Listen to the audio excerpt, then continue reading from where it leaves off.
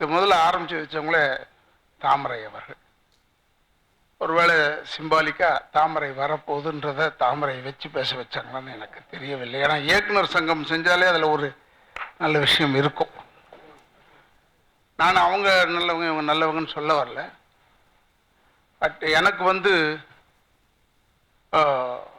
இவங்க இப்போ தாமரையெல்லாம் சொன்னாங்க, நாங்கள் காங்கிரஸ்காரங்களோட தான் நிற்கிறோம் அப்படி இப்படின்லாம் சொன்னாங்க. மாப்பிள்ளை கூட சொன்னாங்க, இல்லை ஊர்வலம் போகிறோம். அவங்க பாவம் காங்கிரஸ்காரங்க உண்மையிலே பரிதாபமான விஷயம். ஆளுக்கு போட்டு சம்மட்டி அடித்த மாதிரி அடிச்சுக்கிட்டு இருந்தா அவங்க என்ன செய்வாங்க? ஏதாவது ஒன்று வச்சு உள்ளே வரலான்னு பார்க்குறாங்க, உள்ள மாட்டுறீங்க நீங்கள். எதுக்காக சொல்கிறேன்னா பாவம் தமிழ்நாட்டில் இருக்க காங்கிரஸ்காரங்க ஒத்துக்கிறாங்க, நியாயம். மற்ற நாட்டில் இருக்கிறவங்க அதை அவங்க மொத்த இந்தியாவை பார்க்கணுமில்ல, அதுக்காக அந்த பக்கம் ஒன்று சொல்கிறாங்க. ரெண்டு நேஷனல் பார்ட்டிக்கு இது ஒரு ப்ராப்ளம். இது தமிழ்நாட்டில் இருக்கிறவங்க மட்டும்தான் அம்மா சொன்னது கரெக்டுன்னு சொல்லிவிடுறாங்க. ஆனால் மற்றவங்கெல்லாம் அக்செப்ட் பண்ண மாட்டாங்க.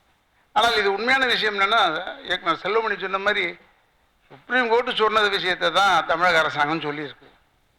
இதை ஏன் போய் பெருசு பண்ணிக்கிட்டு உடனே அதை பிடி இதை பிடி அதை பிடி சதர் உட்காந்து பேசிக்கிட்டு இருக்கும் போது கூட ரொம்ப அற்புதமாக சொன்னாப்புல செல்வமணி பேசும்போது நல்லா சொல்லிச்சு. இந்திரா காந்தி அம்மையாரை சுட்டவங்களே அந்த இனமே பிரதமராக வந்திருக்கு இந்தியாவில். அதை யாராவது மறந்துட்டோம் அதெல்லாம். அதனால் எனக்கு இந்திரா காந்தி அம்மா பிடிக்கும், அதனால் சொன்னேன். எதுக்காக சொல்கிறேன்னா, எனக்கு அவ்வளோவா இதெல்லாம் தெரியாது, சட்ட நுணுக்கங்கள்லாம் எனக்கு அவ்வளோவா தெரியாது. இருந்தாலும் நான் பேசும்போது இந்த சுப்ரீம் கோர்ட்டு சொன்னாங்களே ரிலீஸ்னு சந்தோஷமாக இருந்தோம். ஏன்னா இந்த சரவணன் ஒருத்தன் இந்த எலக்ட்ரிசிட்டி போர்டில் இருப்பான், அவன் தான் எப்பயும் தொந்தரவு பண்ணிக்கிட்டே இருப்பான், இந்த 3 பேருக்கு தூக்கு வரக்கூடாது, இந்த 3 பேருக்கு தூக்கு வரக்கூடாது. தாமரை அவர்களுக்கு தெரியும்னு நினைக்கிறேன், சரவணன் இருக்கிறதா. அவன் அந்த உணர்வோடு என்கிட்ட பேசிக்கிட்டு இருந்ததுனால தான் அவன் பிள்ளைங்களுக்கு கூட சீட்டு வாங்கி கொடுத்தேன் நான். ஏன்னா அவன் ஒரு சாதாரணமான ஆள், நம்மளாம் கொஞ்சம் வசதியோடு இருக்கும், அவன் சாதாரணமான ஆள். அவனுக்கு இருக்கிற உணர்வு அதை காங்கிரஸில் இருக்கிற தமிழர்களுக்கு இருக்கக்கூடாதா? எதுக்காக சொல்கிறேன்னா, உணர்வு ஒன்று தானே, அவங்க மனசாட்சிக்கெல்லாம் தெரியும். அதுவும் ரொம்ப தந்தை பெரியாருடைய குடும்பத்தை சேர்ந்தவர்களுக்கெல்லாம் தெரியும். நான் அவங்க பேரெல்லாம் சொல்ல தயாராக இல்லை. இதுக்கு தான் அந்த தந்தை பெரியார், எங்கள் அப்பா நடிவேலி எம்ஆர் ராதா, இவங்களுக்கெல்லாம் வேலை இல்லாமல், இந்த பேரறிஞர் அண்ணா, அப்புறம் முன்னாள் முதல்வர், இவங்களுக்கெல்லாம் வேறு வேலையே இல்லாமல் தனித்தமிழ்நாடு வேணும் தனித்தமிழ்நாடு அப்போருந்து கத்திக்கிட்டு இருந்தாங்க. அப்போ எனக்கு கூட கோவம், என்னடா தனித்தமிழ்நாடு கேட்டால் அப்புறம் நம்ம போக முடியாது, அந்த பக்கம்லாம் விசா வாங்கிக்கணுமே, பாஸ்போர்ட் வாங்கணும், இதெல்லாம் நான் யோசித்தேன். இப்போ யோசிக்கிறேன், அப்படி இருந்தால் நல்லா இருக்குமோன்னு.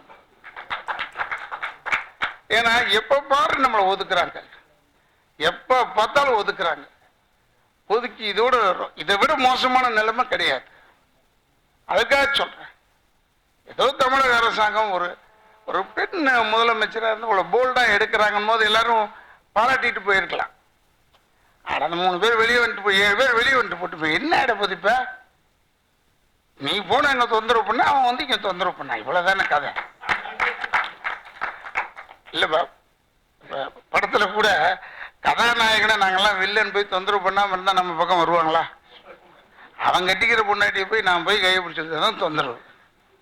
அதுக்காக சொல்கிறேன் நான். அதனால் நம்ம போய் பண்ண தொந்தரவு இருக்குல்ல, அதை விட கொடுமை என்னென்னா, இந்த தமிழர்களை கொன்னவங்களுக்கு இப்போ கேட்டால் 2.5 லட்சம் சகோதரிகள் இறந்துருக்காங்களே, என்னடா செய்வேன்னு கேட்குறாப்புல சத்யராஜ். நான் என்ன சொல்கிறேன், அது பரவாயில்ல, செத்ததுக்காக கேட்காம இருந்தாலும் இந்த இள வீட்டில் போய் நீ துக்கம் விசாரிக்காத. ஆனால் பெரிய கொடுமை என்ன, அவங்கள கூட்டு குறி சொல்லி கற்றுக் கொடுக்குற, இப்படி தான் இருப்பான் தமிழ், அவனை சுடு, எங்கே வச்சு இந்தியாவில் வச்சு கற்றுத்தர. இதை விட கேவலமான நிலைமை. இதுக்கு பதில் வேற ஒரு தொழிலை செய்யலாமே நம்ம எல்லாருமே. எதுக்குன்னா ஒரு தமிழ்நாடு தானே, ஆந்திராவை 2 பிரிக்கலையா நீ? அது நாங்கள் ஒன்றா பிரிச்சுக்கிறோம்னு சொல்கிறோம், அவ்வளோ. நாங்கள் 2 எங்களுக்கு தேவையில்லை, நாங்கள் ஒன்றாவே இருக்கிறோம், எங்களுக்கு ஒன்றா பிரிச்சு அவ்வளோதான். கேட்டவுடனே ராதரவி பிரிக்கிறத பற்றி பேசுகிறார், தீவிரவாதி மாதிரி. இந்த தீவிரவாதி சொல்ல எப்போ வந்ததுன்னா, ஆங்கிலேயன் ஆண்டான், நான் ஜஸ்டிஸ் பார்ட்டிக்கு மாதிரி பேசுகிறேன்னு நினைக்க வேணாம். போய் இந்த பெரியார் பக்கத்துலேருந்து வந்தவன்டாய்வான், அவங்க அப்பா மாதிரி பேசுகிறான். அதல்ல, வெள்ளைக்காரன் ஆண்டான், மகாத்மா காந்தி அவர்கள் போராடினார், அவர் தலைமையில். இங்கே என்ன தென்னிந்தியாவில் இல்லையா? எத்தனை பேர் இருக்காங்க? ஆயத்தூரையை சுட்டு கொண்டவன் இந்த ஊர் தானே, தமிழன் தானே, பாரதியார் தமிழன் தானே. பாரதிதாசன் தமிழன் தானே, சிவா தமிழன் தானே, கப்பலோட்டிய தமிழ், வஉசி தமிழன் தானே. எல்லாரும் இப்படி இருந்து போராடிட்டு இருக்கும்போது தென்னிந்தியாவை சேர்ந்தவர்கள் தானே. ஆனா வெள்ளைக்காரன் சொன்ன பேர் என்னன்னா பேட்ரியாட்னு வச்சான். வெள்ளைக்காரன் பண்ற ஆள்ற வரைக்கும் பேட்ரியாட் தான் வச்சான். இப்ப கூட சேகரன் சொன்னார், அவன் கொலகாரன் வீரபாண்டிய கட்டபொம்மனை சொல்லவில்லை, அக்யூஸ்ட்னு சொன்னான். அவன் குற்றவாளி, அவன் தீவிரவாதின்னு சொல்லல, குற்றவாளின்னு தான் சொன்னான் கட்டபொம்மனை. அதே மாதிரிதான் மகாத்மா காந்தி அவர்களை பேட்ரியாட்னு சொன்னான். என்னைக்கு அமெரிக்கன் கால் எடுத்து உலகத்தை ஆட ஆரம்பிச்சானோ டெரரிஸ்ட்னு ஒரு பேரை கொடுத்துட்டான். அது வரைக்கும் டெரரிஸ்ட் கிடையாது. சரித்திரத்தில் தேடி பார்த்தாலும் அது தெரியுமே நமக்கு. இது ஏறத்தாழ நம்ம பெடரல் கவர்மெண்ட், நம்ம சென்ட்ரல் கவர்மெண்ட் அமெரிக்காவுக்கு தானே கூலியாக இருக்கிறார்கள், கை கூலியாக. அதனால்தான் டெரரிஸ்ட் அவன் பேர் வைக்கிறான். டெரரிஸ்ட் அதுக்காக சொல்றேன். உணர்வாளர்கள் அவன் நாடை காப்பாற்றிக்கிறதுக்கு அவன் பண்ண வேலை தானே. மகாத்மா காந்தி அமைதியை பண்ணாரு, சுபாஷ் சந்திர போஸ் வேகமா செய்யலையா? சுபாஷ் Chandra Bose is also a patriot, not a terrorist. அதுக்காக சொல்றேன். நம்ம இதெல்லாம் சொல்லி அவன் காதல் உழவ போகுது. அவர் எப்ப முதலே சொன்னாங்க பிரதமரை பத்தி, இதெல்லாம் உழக்கூடாதுன்னா காதை சுத்தி கட்டியிருக்காரு அத்தோடியிலன்னு சொன்னாங்க. அதான் சொல்ற பாவம், நல்ல மனுஷன் பாவம், அவருக்கே மனசுக்குள்ள சங்கடம் தான். வெளியே எப்போ வந்தா போதும்னு இருக்கு அவருக்கு. அது இந்த தேர்தலாம் அவர் சத்தியம் பண்ணிட்டார், இனிமேல் நான் பிரதமராக வரமாட்டேன். நாங்களும் தான் அதை சொல்றோம், வேணான்னு. எதுக்காக சொல்றேன்னா, அவங்க யாருமே தமிழ்நாடை கான்சென்ட்ரேட் பண்ண மாட்டாங்க. தமிழ்நாட்டில் என்ன செய்ய முடியும்னு நினைக்கிறாங்க. ஒட்டுமொத்தமா நம்ம எல்லாரும் ஒன்னா இருந்தால் இதனுடைய நிலைமை வேறு. அதனால சொல்றேன். அண்ணன் பாரதிராஜா அவர்கள் பேசும்போது கூட இப்படி நம்ம அவருடைய உணர்வு இருக்கு பாருங்க. எனக்கு உண்மையிலேயே ஒரு பெரிய ஆச்சரியம் பண்ண பாரதிராஜா அவர். ஏன்னா அவர் பெருமை அவருக்காக சொல்றது இல்லை. நான் பதில் உட்காந்து பேசிக்கிட்டே இருக்கும்போது பார்த்தேன், நீங்க இப்ப நன்றி சொல்ல போறீங்களான்ற மாதிரிலாம் கிண்டல் பண்ணி கேட்டேன் அவரை. அவர்ல எதுவாக இருந்தாலும் ஆபத்தான நேரத்தில் ஒரு குரூஷியலான விஷயத்துல அற்புதமான முடிவெடுத்ததற்காக நாம் கை கொடுப்போம். கை கொடுக்காம இருக்க மாட்டோம். ஒன்னே ஒன்று தெரிஞ்சு வச்சுங்க, சினிமாக்காரனை பகைச்சவன் சரியா வாழ்ந்ததா சரித்திரமே. எங்களை கேவலப்படுத்தினா கேவலம் ஆயிடுவீங்க. எங்களால் நினைச்சா எல்லாம் செய்ய முடியும். எல்லாம் பெரிய பெரிய ஆளுங்களை ஜாம்பவான்லாம் இருக்காங்க. எல்லாம் தெரிஞ்சுதான் வரோம். என்ன செய்யறது இந்த லைனு, நம்ம இதையா இருக்கிறோம், அவ்வளோதான். ஏன்னா சினிமா இது நிறைய பிரச்சனை இருக்கு. நான் என்னை தூக்கி ஒரு 6 வருஷம் உள்ள வச்சுட்டா 4 படம் கம்பெனி கஷ்டப்படுவான். பாதி நடிச்சுட்டு போயிட்டான்டா உள்ளே, வேணா வெளியே கூப்பிட முடியலன்னு. ஏன்னா இந்த நடிகன் மட்டும் நடிகனே தான் வரணும் சரியா. அதற்காக சொல்றேன். நடிகர்களுக்காக மட்டுமல்ல, இயக்குநர்கள் எல்லாருமே சொல்றேன். சினிமாக்காரெல்லாம் சேர்ந்தா பெரிய பெரிய காரியங்களை செய்யலாம். ஏன்னா அந்த காலத்துல இருந்து கேபி சுந்தரம்மாள் காலத்துல இருந்து ஐயா டிகே என்னாச்சி காலத்துல இருந்து சுதந்திரத்திற்காக பாடுபட்டு இருக்கிறோம். கதிரின் வெற்றி போன்ற நாடகங்கள்லாம் போட்டு பாடுபட்டு இருக்கிறோம். யாரும் சுதந்திரத்துக்கெல்லாம் பாடுபடாதவர்கள் கிடையாது. தென்னிந்தியாவில் மறைக்கப்பட்டு இருக்கிறோம், அதை நான் ஒத்துக்கிறேன் அப்பேந்தேன். அதனால இப்போ தயவுசெய்து எதுக்கு நான் பாவம், அவங்க தான் ஒரு 26 வருஷம் 27 வருஷம் முடிஞ்சு போச்சுற. விரைப்பான காலங்கள் போய் இப்ப தவிர்த்து நடக்கிற காலங்கள்ல ஏன் உள்ள வச்சுக்கிட்டு இருக்க அவங்கள விட்டு தொலை. என்னமோ எல்லாருமே செத்தவருக்கு மரியாதை கொடுக்குற மாதிரியும் எல்லாம் அந்த நாள்ல ஒரு நாள்ல உண்மையான பிரியம் இருந்தால், மறைந்த பிரதமர் மீது உண்மையான பிரியம் இருந்தால், இறந்த நாளில் அந்த ஸ்ரீபெரும்புத்தூர்ல ஒரு 50 லட்சம் பேர் வர வேணாம். ஒரு 4 பேர் 5 பேர் தான் நிக்கிறீங்க. 500 பேர் கூட இல்ல, டிக்கெட் போக மாட்டுதாம. அதையும் டிக்கெட் போட்டு பண்றா. அதற்காக சொல்றேன், 50 லட்சம் பேர் வரணும் வெறியோட இருந்தா. அப்போ யாருமே வர மாட்டீங்க. எதற்காக சொல்றேன்னா, நான் இதெல்லாம் அரசியல்லாம் ஏதாவது பேசி இட உடமா பேசி ஏன்டா அதை பேசுறான் அதை பேசுறான்னு ஆயிடும்.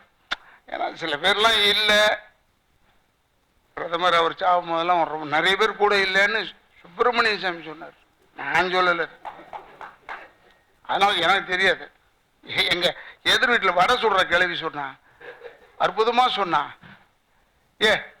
அந்த பாவையா அந்த மனுஷன் அந்த பிள்ளை அவர் செத்து போனதுக்கு சரிதான், இப்பதான் யாருமே இல்லையாமே கூட. அவங்க மேலாம் இந்த கேஸ் போட்டாங்களா, என்ன ஆச்சுன்னு கேட்டா அவ வடை சுடுறவளுக்கு இருக்கிற அறிவு நமக்கு இருக்கக்கூடாதா. அதனால சொல்றேன், தயவுசெய்து சொல்றேன். ஏன்னா தமிழக அரசாங்கத்திற்கு நம்ம நன்றி சொல்றோம். ஊர்வலமா போறோம்னு சண்முகம் சொல்லிச்சு. பெப்சின் பொருளாளர் சொன்னார், நம்மலாம் ஊர்வலமாக போகிறோம் அப்படின்னு. எது வேணாலும் செய்யுங்க, எல்லாத்துலேயும் இருப்பாங்க. ஏன்னா இந்த ஊர்வலம் என்பது அற்புதமான விஷயம். போய் தமிழக அரசாங்கத்துக்கு நம்முடைய நன்றியை தெரிவித்துக் கொள்ள ஒரு நல்ல ஒரு வாய்ப்பாக எடுத்துக்கிட்டு இந்த நேரத்தில் பக்கபலமாக இருக்க வேண்டும்னா நம்ம பாரதி ராஜா சொன்ன மாதிரி இருக்கணும். அதனால தான் நான் அண்ணங்கிட்டே சொன்னேன், இப்படி அதுக்கு முன்னால் இன்னும் ஒரு சின்ன விஷயம் என்னடா இது தமிழக அரசாங்கம் இது வரைக்கும் ஒன்றுமே பேசாமல் இருக்காங்களே இந்த விஷயத்தில் நினச்சேன். அது என்ன ஆயிடுச்சுன்னா இப்போ கடைசியில் வெயிட் பண்ணி கரெக்டாக அடித்தாங்க. அந்த இப்போ பாருங்க, எல்லாருக்குமே அந்த இந்த கொலை குற்றவாளிகளாக இருக்கக்கூடியவர்கள் விடுதலை செய்ய வேண்டும்னு வெளியே சொன்னவங்க பூரா உள்ள ஒன்றும் பேச முடியல. இப்போ இந்தம்மா டக்குனு இப்படி செய்யும்னு யாரும் எதிர்பார்க்கல. ஏதோ வேற பேச்சு பேசுறதுக்காக வராங்கன்னு பார்த்தா டக்குன்னு வந்து 7 பேர் அவுட், வெளியே அனுப்பிட முதல்லன்னு சொல்லிட்டு போயிடுச்சு. தமிழக அரசாங்கத்துக்கு பர்மிஷன் கொடுத்தது சுப்ரீம் கோர்ட், நாட் தமிழக அரசாங்கம். தன்னிச்சையாக எடுத்த முடிவல். அது ஏன்னா அந்த கல்யாணம் ஆனவுடனே பையன்கார நேரம் வந்தான் அம்மா கிட்ட, அம்மா என் பொண்டாட்டி ஒன்றை வந்து இந்த முதியோர் இல்லத்தில் சேர்க்கணும்னு சொல்லுது, போய் சேர்ந்துறேன்னு. இல்லைடா கண்ணு இப்போ தானே கல்யாணம் ஆச்சு, ஆனா பொண்ணான்னு பார்த்துட்டு போயிடுறேன்றான். சரி நான் குழந்தை இப்போ தான் ஆண் குழந்தை, ஏம்மா ஆண் குழந்தை பார்த்துட்டு இல்லை போயிடுமான்னு சொன்னான் முதியோர் இல்லத்துக்கு. இல்லடா கண்ணு கல்யாணம் ஆகட்டும் அப்புறம் போகிறேன்டான்னு. அப்புறமா கல்யாணம் இல்லைன்னு ஆச்சு, நல்லபடியாக வந்து படித்து முடித்தான். படித்து முடிச்சுட்டு கல்யாணம் ஆகிடுச்சு. கல்யாணம் ஆனோன்னு ஏம்மா நீ போயம்மான்னு, நான் விடிய காலில் புறப்படுறேன்டான்னு சொல்லிட்டு படுத்துட்டா. படுத்த உடனே நைட்டு வந்து இவருடைய இந்த அம்மாவுடைய மருமவை வந்து எழுப்புனா, ஏண்டின்னு. கல்யாணம் ஆனவுடனே என் மருமவை என்னை முதியோர் இல்லத்தில் சேர்க்க சொல்கிறா பாத்தியாண்ணா, இந்த நாளுக்கு தாண்டி நான் காத்துக்கிட்டு இருந்தேன். இதுதான் நடக்கும், சுற்றி இப்படி தானே வரும். அதை போலத்தான் நம்ம எல்லாருமே தமிழர்கள் அத்தனை பேருமே ஒட்டுமொத்தமாக குரல் கொடுத்து கொண்டு இருந்து ஒவ்வொரு விதமாக செஞ்சு காத்து கொண்டு இருந்தார்கள் இந்த 7 பேருக்கு. இப்போ என்ன ஆயிடுச்சுன்னா இந்த 7 பேர் வெளியே வர அளவுக்கு வந்துருச்சு. அதெல்லாம் 7 பேர் நிச்சயமாக வெளியே வருவார்கள். தமிழக அரசாங்கம் எடுத்த முடிவிலிருந்து பின் வாங்காது. அதெல்லாம் நம்ம எதிர்பார்க்க முடியாது. வேற யாரா இருந்தால் எதிர்பார்த்துடலாம், இந்த மாட்டெல்லாம் அதெல்லாம் எதிர்பார்க்க. அதெல்லாம் இப்போ நான் எதுக்காக சொல்றேன்னா, என்னோட கூட பேசக்கூடாது நினைச்சது இல்லை, இன்னைக்கு வரைக்கும் பேசுறதே இல்லை.